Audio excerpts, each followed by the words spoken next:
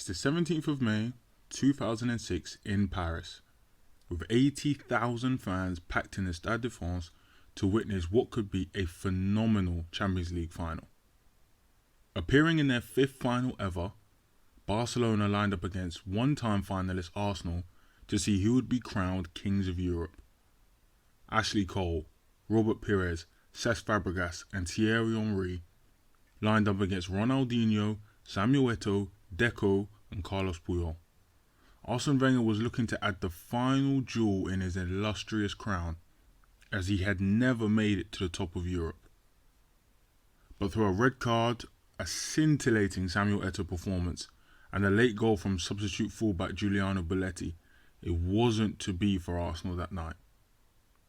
However, what the club didn't know, in fact what nobody knew, it wouldn't be Arsenal's night for a long time after this.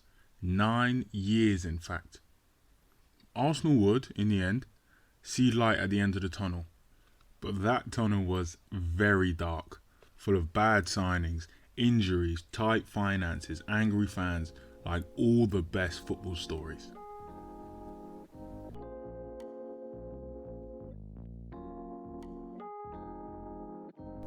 Hello and welcome to the 12th ever episode of the Unsigned Manager podcast. My name is Siji Kolawole, and each week I take a look at football's biggest headlines, stories and events from both the past and the present, breaking them down to see what's really going on. Now, if you didn't know, I am a huge Arsenal fan. But in my conscious life of watching football, it's been rough times for Arsenal. We've never really been challengers and became the butt of the joke for a long time. So as an act of self-torture, I want to take a look at Arsene Wenger's least successful period as Arsenal manager, go through some of the calamities and kind of understand what exactly went wrong. So with that, let's get into the episode. In 2005, Arsene Wenger had a slight problem. And it's a problem which plagues the majority of football managers, and it's one that is so hard to solve in modern day football. How to transition an older successful team into new competitive prospects. Time after time, this is one of the hardest things to do. Moving on a good team and bringing in a new one has been tough for some of the world's best managers, due to either not having the appropriate recruiting skills, not being able to keep the ship steady and avoid being sacked during the transition, that's a hard one, or being too stubborn or blind to realise you actually need to move on. Mauricio Pochettino, Jose Mourinho, even Pep Guardiola has struggled at times to move on from top players whilst keeping their sides at that required level. And in the mid-2000s, Arsene Wenger was in that predicament full force. Arsenal had gone invincible a season before, managing to complete an entire Premier League season without losing a game, putting themselves in football folklore. By the way, I don't care what anyone says, that's the greatest team of all time until someone goes invincible in the Prem. But that's the greatest Premier League team ever. See, the problem with a team that's successful and that dominating is that it becomes hard to take their spot. Because how can you replace them? Unless the new players are phenomenal talent, they're probably going to provide a significant talent drop-off, or those players are too hard to replace, so they're kept on way past their prime, and then you have to change them on the spot. The Invincibles squad had the perfect blend of young players, experienced talent, and veterans to go through at the same time. But when that team was transitioned on, the conveyor belt of talent didn't come through. Arsene wasn't able to transition those younger players into experienced talent, and then the experienced talent didn't stay around long enough to become veterans in the side. This Arsenal side went from the complete blend of age and ability to a young side without many leaders, and where the experienced players left for better challenges. The club go invincible in the 03-04 season and then go on to win the FA Cup in 2005, with club captain Patrick Vieira scoring the winning penalty with his final kick for the club against arch rivals Manchester United.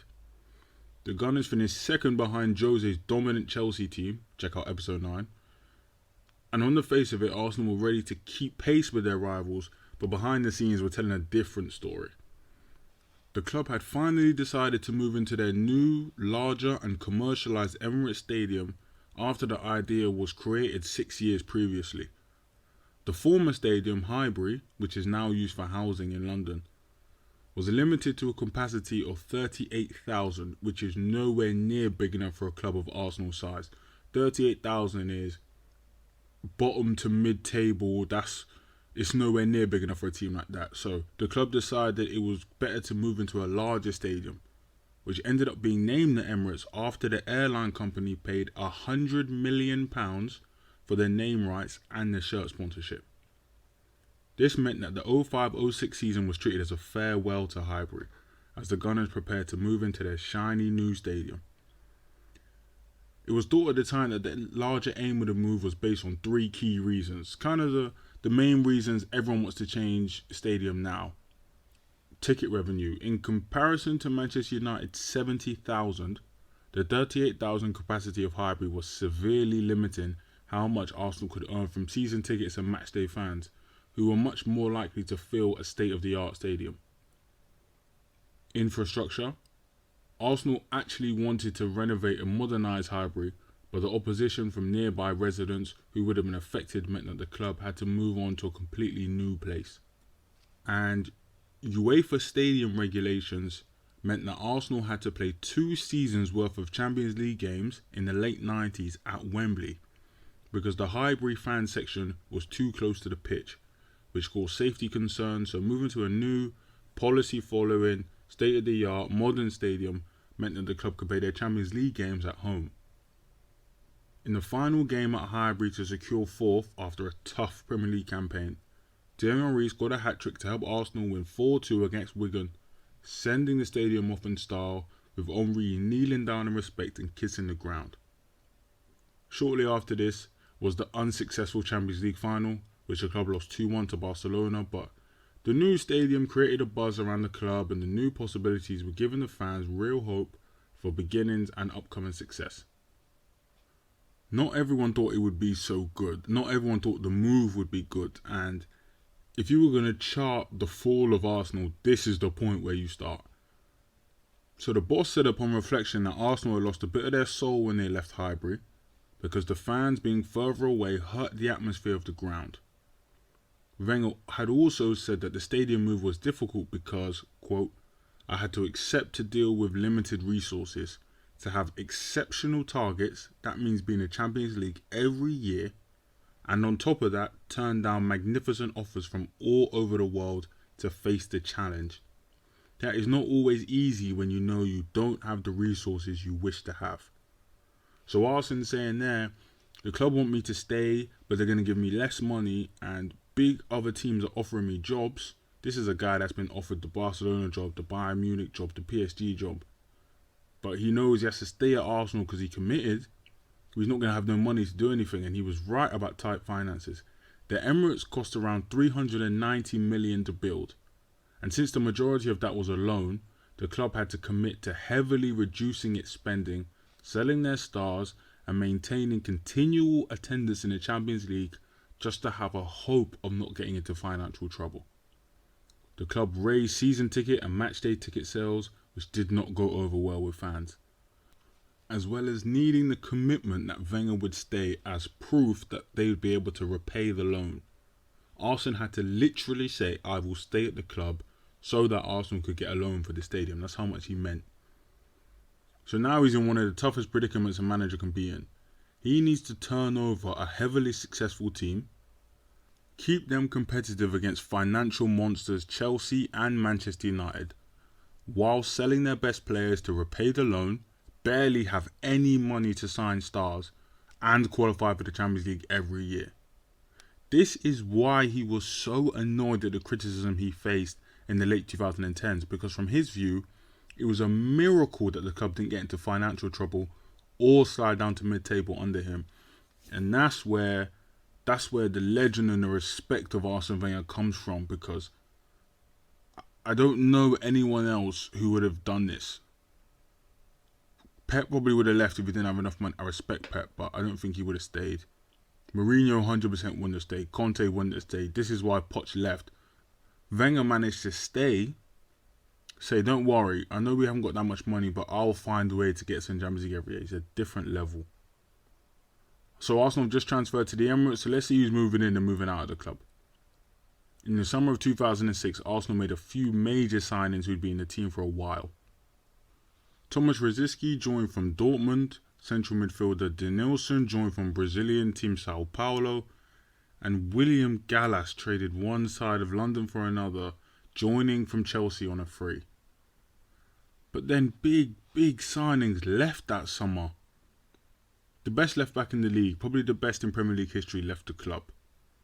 So the summer before this one, in the summer of 2005, Ashley Cole was involved in a tapping up scandal, trying to orchestrate a move to Chelsea.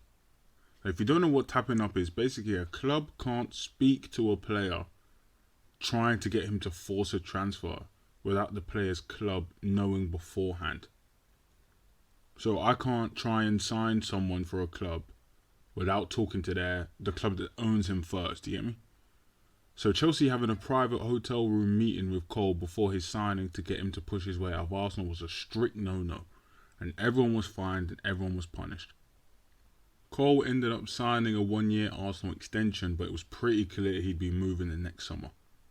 His 2006 autobiography relayed his strong feelings against Arsenal, feeling like he'd been made to be a scapegoat after the tapping up situation. Arsenal did offer Cole a better contract, but it's come out after the fact that he was furious with the proposed 55k a week, since he felt that the club should have at least offered 60. Apparently he was so angry, and he got the call in the car, he almost had a car crash halfway through or something. Cole was later involved in a William Gallas transfer as both players switched clubs, with Arsenal paying an extra $5 million on top. And he was dubbed Cashly Cole by the Arsenal fans for leaving over money, but this one is on the club. I don't see this as actually Cole's fault. I think I said this on last week's podcast, and I'll probably say it. This is something that I think is so key in football. Don't ever let your best players go unless they are over the hill and you can see a drop-off coming. Any other reason, fight tooth and nail to keep your best players. It might be more expensive to replace or re-sign top players, but your window in football can be so small. So if you have someone that is producing at a league or world level, you better keep them and extract everything you can. Ashley Cole left Arsenal at 25 and then went on to be the league's best left back for another 8 or 9 years. Arsenal let that go because of £5,000 a week. If he's that good, which he was, give him the money. Why let a homegrown academy player who's the best in his position go to one of your biggest rivals when he's not even at his peak yet? Such a stupid decision. Speaking of defenders, right back Lauren and Sol Campbell also left the club for free. So now if you're looking at the Invincible back four, 3 of the 4 of them have left in the same summer. Only in return for William Gallas. It doesn't really sound great. It's not even like William Gallas is a young, promising centre-back at the time. Arsenal traded 25-year-old Ashley Cole for 28-year-old Gallas, who's not even close to being the best centre-back in the league. And this is a theme you'll see more often. Arsenal getting weaker whilst helping their rivals get stronger with barely anything in return. Robert Pires also left the club, but the writing was on the wall for him. After the Champions League final when he got subbed, everyone knew Pires was going. The final departure of that summer was Dennis Bergkamp, who called time on his illustrious career at the club. At Arsenal, he'd become one of the most creative and revered players in the league, and you hope he would have found somewhere like Arsenal earlier in his career, with Wenger and Ian Wright and Thierry Henry meeting him earlier on the journey, but nevertheless, a great career coming to an end. So, we're starting the 06-07 season and it didn't start well. Arsenal used to be challenging high up in the league, pushing Manchester United and Chelsea hard and being a real force. But this season had different plans. The club finished 4th in the league, were knocked out in the 5th round of the FA Cup, losing to Blackburn, and only managed to make the Champions League round of 16. By Wenger's standards, this wasn't successful, but when you see the starting 11, you'll realise why they weren't as competitive. Star players Thierry Henry and Freddie Ljungberg missed out around half the season through injury, and the team wasn't prolific with goal scoring at all. Van Persie led the team with 13 goals in all comps. The 2 consecutive 4th place finishes were the lowest the club had finished since the 95-96 season. It wasn't all bad, there were some bright spots that year. like when Arsenal fielded its squad with an average age of 18.9 but still managed to beat a pretty full-strength Liverpool team 6-3 in the Carling Cup. Former Liverpool player Mark Lawrenson tried to make fun of Arsenal by saying the physio needed to have Calpo in his bag, but then his team got thumped, so eat that. Like always in this period, Wenger helped the club to the Champions League again, which for the club was key because that additional revenue would help them pay the loan faster. Winning the Champions League can give a club 82 million euros in prize money. But teams also earn for every game they play in, as well as additional sponsorship from playing in a more prestigious competition.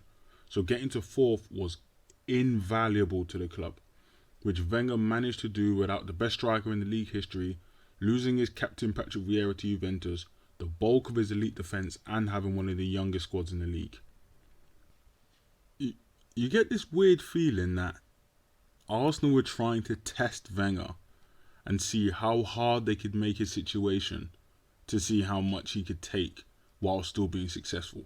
If Arsenal didn't have a generational manager, if they just had a normal guy, I don't know if they would have made it this hard for him. But for some reason, like, they're pushing him right to his limit at all times. Like, for example, randomly out of nowhere, but no one in the club is expecting it, no one outside is expecting it, they sell Thierry Henry. They sold the greatest player in the club's history out of nowhere. In fairness to Arsenal, this doesn't violate the don't sell your best player but he's not over the hill rule, because Henry was 30 at the time and he'd had a really bad season the year before with injuries, but no one was expecting him to leave. Even after the fact he said he wasn't planning to leave, he was in good goal scoring form when he left. He scored 10 goals in the 17 games he played. But he wasn't sure that Arsenal were going to stick by his long-time coach and mentor Arsene Wenger, especially after long-time executive David Dein left the club. Henry had never previously considered leaving Arsenal until then, but he knew he didn't want to stay if Arsene wasn't there. Quote, "It was not easy, and when I left I cried. I'm not ashamed to say it. I'm a competitor and I had to leave. I always said that if I ever left Arsenal, it would be to play for Barcelona." Weirdly enough, Arsenal started well after Henry's departure, which is there's an odd sports phenomenon called the Ewing theory I'll touch on another day. But essentially, when your best player leaves, normally your team plays better. Henry thought that the improvement was probably because his seniority and competitive spirit meant that he called for the ball all the time, no matter if he was in a good position or not. And you couldn't not give the ball to Thierry Henry. He was the best player in the club's history. But he thought that now he'd left, the team could flow better and make more chances without always looking to him. In that same window, another long-serving player in Freddie Ljungberg left for West Ham, which really brought the seniority of the squad all the way down. The oldest player that Arsenal signed that summer was 24. The club had dramatically looked to reduce the age of the squad because A, young players are cheaper to give contracts to since they have less experience and less track record, and B, Wenger wanted a squad which would grow up around the same time and reach their peak around his new jewel in the crown, Cesc Fabregas. Now, a couple episodes ago when I was talking about Manchester City, I was saying that I think David Silva is the best creative midfield player I've ever seen in the Prem. If someone was going to laugh at me for that, it'd be Cesc Fabregas. This guy was different. Him and Silva are 1A and 1B to me. The Catalonian joined Arsenal from Barcelona after spending years in the famed La Masia Academy, when he sensed that he may not have enough opportunities to play regularly in the first team. He was in the academy at a similar time to Iniesta, Xavi, Busquets, Thiago, and all those guys, so it probably was a good decision to leave, to be honest, even though they probably would have found space for him. He was good enough to break into that team, but it would have been limited. He came to London as a 16-year-old and took a lot of guidance from senior leaders like Patrick Vieira and Gilberto Silva. Cesc was involved in cup games in the 03-04 season, but he didn't get an Invincible winners medal because he didn't play a Premier League game that year. But that next year, the 04-05, that's when he broke through. He was putting in electric performances in the Premier League, both on and off the pitch. On it, he's creating chances, stitching play together, moving the ball forward. Off it, he's throwing pizza at Alex Ferguson in the Old Trafford tunnel. What a legend. Anyway, Fabregas had fully broken through in the 05-06 season, making it 49 appearances in all competitions after Vieira left for Juventus. So he formed a strong partnership with defensive juggernaut Gilberto Silva, and between the two of them they had everything a midfield would want. Cesc thrived in a more advanced role, creating chances and taking control of big games, and Gilberto Silva's the physical defensive unit who can cover for him because Cesc has got a little bit lack of physicality and clean up around the back. Particularly the Real Madrid and Juventus matches in the Champions League, that's where Cesc showed his levels and that he could perform against bigger physical midfielders like Vieira at 6'4". Arsenal knew that they had a gem on their hands, so the club decided to build around him with young promising talent so that when they were all at their peak at the same time, they would have built enough chemistry to really put in good performances. And to make sure that the main man would be there, Arsenal offered Fabregas a 5-year contract extension with an option with another 3 on top. And that was to go with the 6 years he already had left on his current deal. They wanted to make sure they could keep him for another decade plus to really secure their future. And good, I can't imagine how excited the club was. Cesc signed. He said that Arsene Wenger's confidence in him and the play style of the club was enough to make him want to stay for that long. So the year after signing the extension, he's flourishing. He's finished the year with 13 Premier League assists. He's nominated for both PFA trophies, Young Player and Players Player of the Year. He only lost out to Cristiano Ronaldo because 06-07 Cristiano Ronaldo is a football madman. But all in all, Cesc is the leader of the club now that Henry's left. The first season without Henry was 07-08. So I'm trying to move forward real quick. So now we're at 07-08. Annoyingly, that Premier League year is only remembered for Manchester United's treble, which is fair enough because you won a treble. We have to remember you. But Arsenal actually led the title race for about 2/3 of the season. Only losing out on the league by 4 points after losing 3 games all season. Pele said that they were the best team they watched all year. Thanks, Pele. And it wasn't just him. Most opponents in that campaign said that Arsenal were the best team they came up against. And it makes sense when Arsene Wenger believed that the target of anything in life should be to do it so well that it becomes an art. Because that's exactly how you would describe Arsenal playing. They may not have all been world-class players at the time, but the movement, the rotation, quick passing, technique of this team was impossible to stop when everyone was in groove. They used to say it all the time if you watched Arsenal games back then. If Arsenal were on and everything's clicking, you can't beat them. It was always 1-2s, touch moves, slick combinations, no matter the opponent. In case you're playing against a big team like AC Milan in the Champions League, where Arsenal dominated them, small teams, Rochdale in the Carling Cup, it doesn't matter. Arsenal were doing everything. The midfield 4 had everything you needed: Cesk's passing and creativity, Flamini's big defensive energy covering Rosicky and Hleb, who combined to get the ball forward and into dangerous areas. That midfield 4 did all the work and made sure that Emmanuel Adebayor had every opportunity he needed to score, and all he did was find corners. He scored 24 goals that season. Walcott and Van Persie weren't slouches either. And the second unit, the B unit midfield, had Gilberto Silva and one of my favourite players of all time, Abu Diaby, covering the midfield. Quick thing on Abu Diaby, most people never saw him play because he was always in the physio room and injured, but he's like Paul Pogba, Yaya Toure 1.0. He's not as complete as they were. He's like what they did at a B level. There was a game where Arsenal played City and Diaby and Toure were in the middle of the park, and honestly, sight to behold. Diaby strong, tall, so technical, graceful on the ball. It's just a shame his body was made out of lollipop sticks. During his time in the club, he suffered 37 different injuries, which just meant he could never put a good run together. But Abu Diaby, there's a game against Liverpool. Go watch the highlights on YouTube. Levels. And the story of Diaby actually is kind of parallel to the story of Arsenal. They start really well and they play amazing football, but when it gets gritty and physical, you just can't survive. In this season, the most promising year since the Invincibles, Rosicky had a tendon injury which ruled him out for the season in January. And then Eduardo broke his leg in February. And I remember watching that game on Match of the Day. I wouldn't have watched the whole game. Match of the Day, they had to give a warning beforehand, like it was a bit dicey. And Eduardo's leg break is horrid.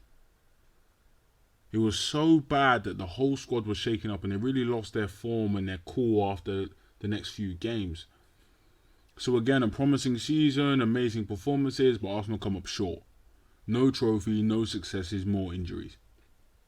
And 08-09 is pretty much the same thing. In the transfer window, cheap young starlets are signed. Aaron Ramsey, Samir Nasri, Andre Arshavin. And they keep the spending low. None of those players are expensive. Jack Wilshere breaks through the academy to become a first team regular. What a player. Experienced, established talent leave the club again. Gilberto Silva, Alexander Hleb, Jens Lehmann, Mathieu Flamini, they all leave to raise money to help with the loan payments for the stadium. The squad got younger and less experienced while their rivals got stronger and more experienced. The big issue with Arsenal is that while the timing is horrible, Arsenal could really fight Manchester United and Chelsea. But those teams every year, big money signings. Arsenal aren't, and the development it takes for someone like a Wilshere isn't comparable to what Chelsea can do signing Anelka. Arsenal play the best looking football in the league, moving the ball well and in short passes to really pull the opposition apart, but 08-09 also has a poor start, weak defence, lack of physical strength, and Arsenal aren't challenging again. Gallas was stripped of the captaincy after an explosive verbal outburst and was replaced by Cesc Fabregas, who was then ruled out for 4 months after tearing his cruciate ligament. Also, one thing on William Gallas, he deserved it.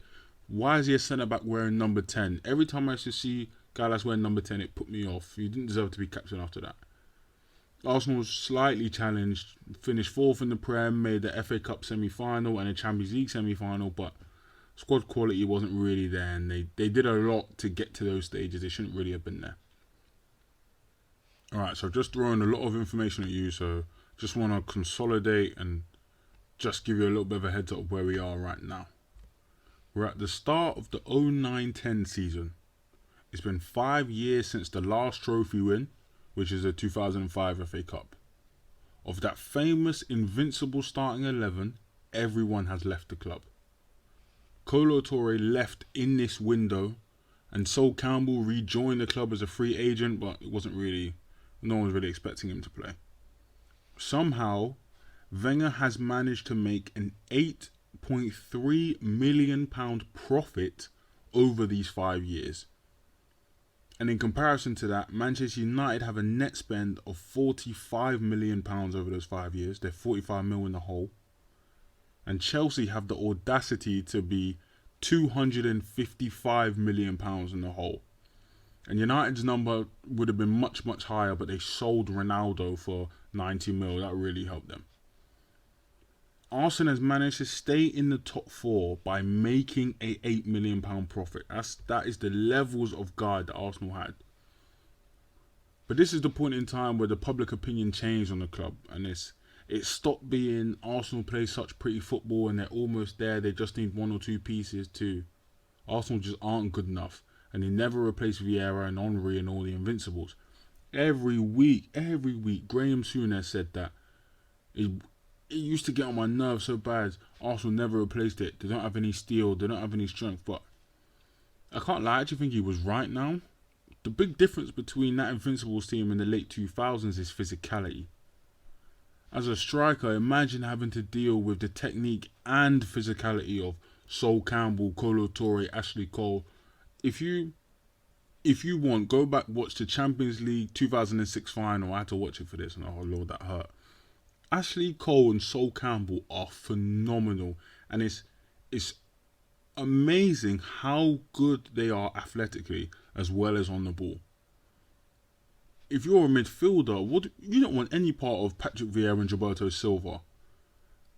Yeah, both because their vision and game reading and Vieira's moving on the ball, but also they're both built like sheds.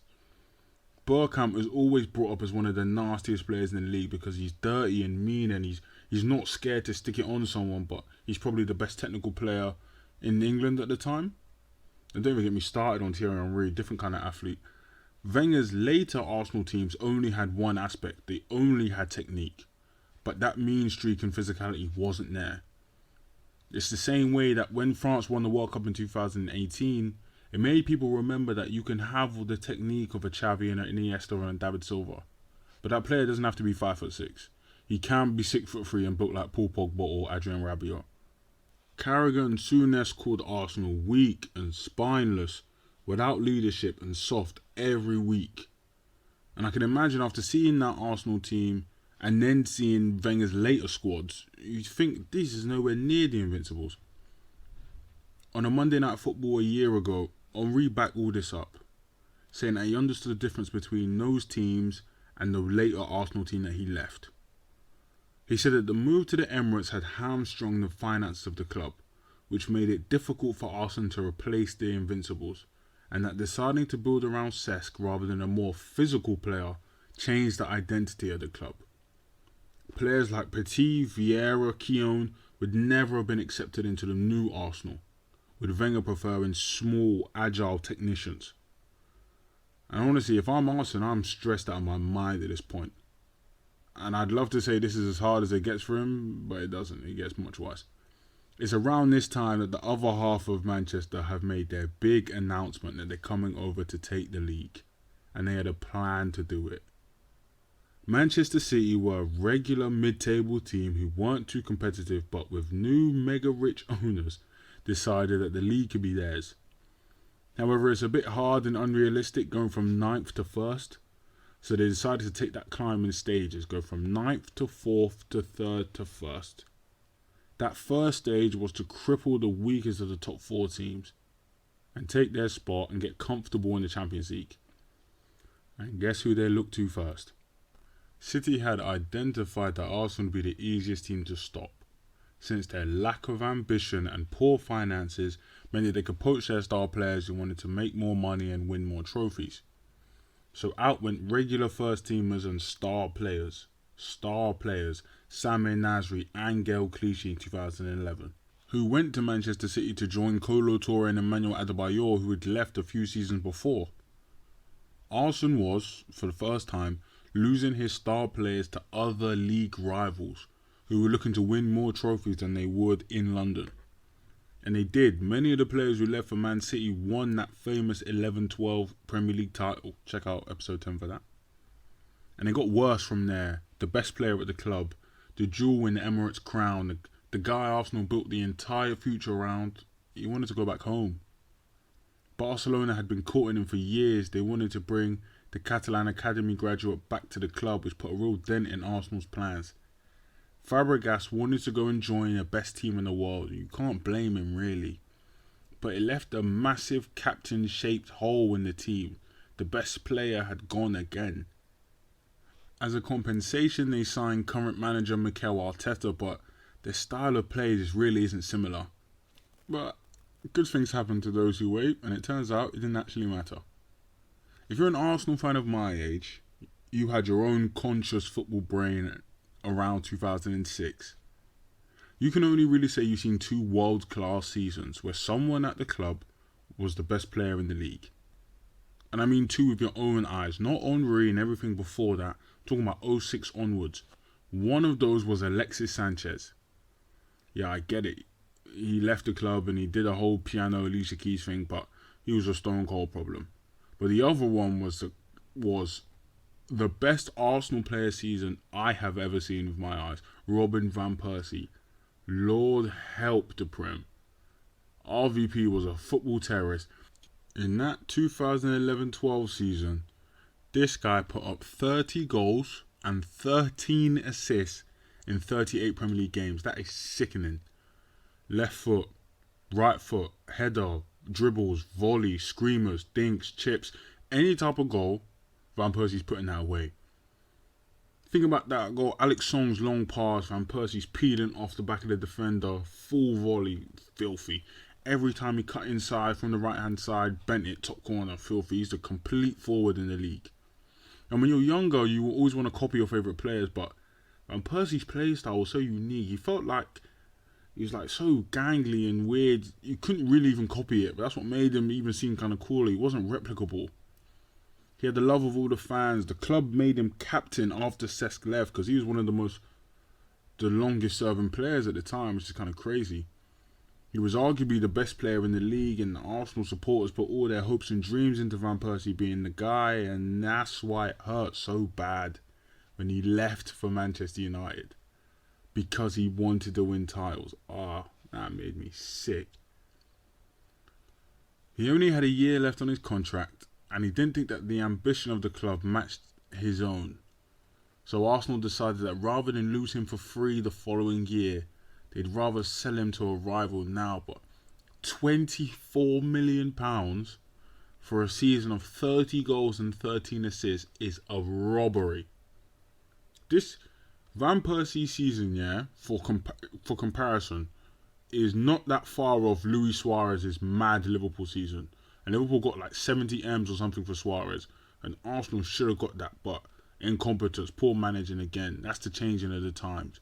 Can you imagine the old Arsenal letting Henry's contract run down to a year left and then selling him to Manchester United to help pay off a loan? No, but this wasn't that old Arsenal anymore. That's what made it hurt bad. They didn't have the same championship ambition which attracted those players. All they could do is watch everyone else pass them by. Liverpool was better, Chelsea were better, United were in a different league, City were incredible. It wasn't even long until Poch's Tottenham took over North London. At this point in time, it's been 8 years since a trophy. Consistent third and fourth place finishes. The best players in the team are leaving to compete for league titles. And with the finances hamstrung because of this stupid stadium, and I can't even get into the Cronkies together, that's another completely different problem, but Arsenal were crumbling. I didn't even talk about the best chance we had to win a trophy. The Carling Cup final against Birmingham. Oh my days. Long story short, it's 1-1 like the 80th minute, 81st minute. Long kick by Ben Foster. Nodded on by Zigic. I swear I'm doing this from memory. This is how many times I've seen these games and just been angry at it. Long kick from Ben Foster. Ball spills into Zigic in the air. Big Nikola Zigic, like 6'8". Heads it backwards, and Koscielny and Szczesny, I think, is in goal. Yeah, Szczesny's in goal. Neither of them speak. They don't know who's clearing it. They both go for it. Ball spills to Obafemi Martins. The guy used to do backflips when he took penalties. And Arsenal lose a cup final against Birmingham. It's the definition of an Arsenal goal. Calamity defending again. Lack of communication again. No leadership again. In the end, Wenger would bring a title to the Emirates. A crazy FA Cup final against Hull where they were down 2-0 at one point. But amazing performances by Santi Cazorla and Aaron Ramsey won the FA Cup for Arsenal. The trophyless seasons were over. 9 long years in the wilderness were over. But it doesn't feel like that's where Arsenal should have been. The Emirates move worked by all the metrics. Arsenal were always near the top of the list for ticket revenue, and the brand of the club is up there with the best in the world. And because the football looked so good and was so attractive and so scintillating, it made you want to go and watch Arsenal. Without a doubt, they were the best team to watch in the league. And the stadium is now paid off, and it's a state-of-the-art ground, and it was way ahead of its time.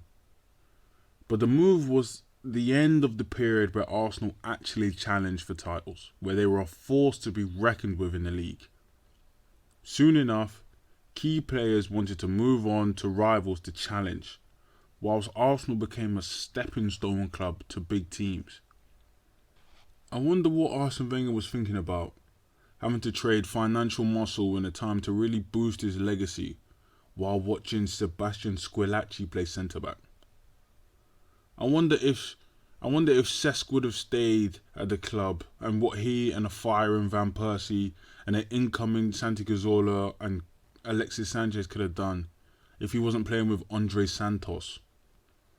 Arsenal could have become the Leicester of today, or even the Liverpool we see today, if they'd actually let Wenger try his new ideas with experienced, world-class talent, rather than constantly having to develop young stars and deal with injury just because the club wanted to pay off the stadium. Arsene Wenger does not get enough credit for the job he did at this club. And you can argue this is probably harder than the first section. It's probably easier to win a league with players like Vieira and Henry and Pires than get to top 4 with Bentner and Shamak as your front two, with Johan Giroud and Justin Hoyt in the defence. And no even disrespect to them, but the levels, the difference, I don't know how Wenger even did that. And now I'm annoyed because I'm thinking about the Carling Cup final, and go and watch that goal on YouTube and think to yourself, is there a more Arsenal goal than this one to concede?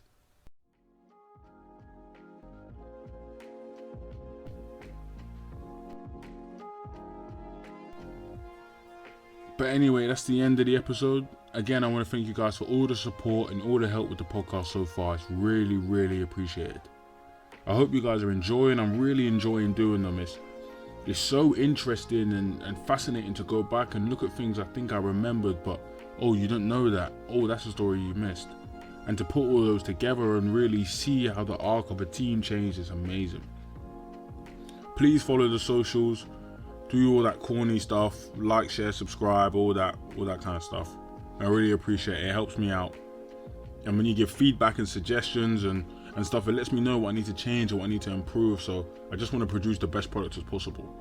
But again, thank you guys. See you next week and peace.